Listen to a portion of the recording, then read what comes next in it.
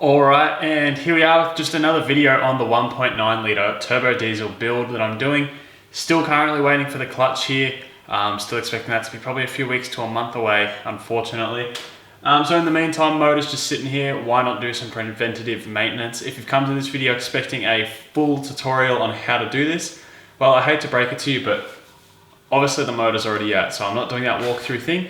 But today I will show you how to do a rear main seal and a throwout bearing.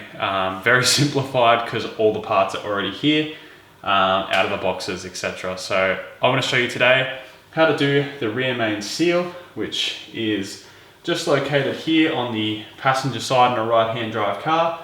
It's that plate there, bolts out, and the throwout bearing, which is just attached to the clutch fork in the gearbox.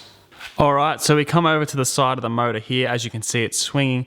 There's a few bolts just around this metal plate here to remove, and two at the bottom there that go up through the sump. That is all that holds the rear main seal on. I'll get the other part now, the replacement part, and show you what that looks like, and that should give you some reference as to what we're actually removing here. Alright, and here is our new part here. As you can see, it's the rear main seal with the metal around the outside, as you can see there on the block. So again, let's just remove those 10mm bolts and we'll be good to pull the rear main out. Just be aware that if your motor does have oil in it, this one doesn't, this might cause a bit of a mess on your floor. So just keep that in mind if you're doing this in the car with oil still in the motor. Probably the perfect time to do an oil change. Alright, and our rear main seal is off, the area's all being cleaned up. It's time we put the new one on. Now we don't actually need any gasket maker. I thought we might have. There's a rubber seal along the bottom here that sits proud.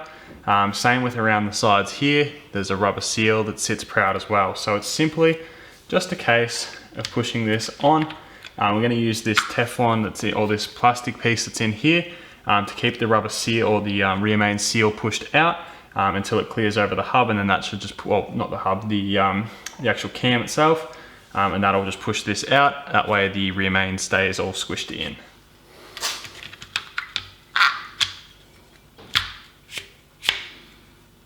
And there we have it. Our new rear main seal is installed on. We're just going to do these bolts up. It's 11 foot-pounds or 14.9 Newton-meters of torque. So it's time we tighten those bad boys up. All right, and our new rear main seal is in, torqued up to spec, and it is looking perfect over here. Nice and new and very, very good. So hopefully we get no leaks from this one, and it's just a preventative item. Who's to say this one was going to leak? Probably wasn't, but we've put a new one in just in case. I've also taken the old throwout bearing off and installed our brand new one. So I'm just going to put the clutch fork back onto the transmission and attach that up. You can see there the pinion brace that has just been installed as well. And we'll bolt that back in, or we'll pop that back in and make sure it all works properly and fits nicely. And here we have our pinion brace and clutch fork installed with our new throwout bearing. As you can see, the clearance between the pinion brace and clutch fork is very tight. However, it doesn't touch, thank goodness for that. But there we have it. That's just been chucking a new throwout bearing and new rear main seal onto the 1.9. These are just preventative items I'm doing now, just in preparation to get the car ready to be back and running again. Thanks for watching. I hope you guys enjoyed. I'll catch you in the next one, and I'll see you then.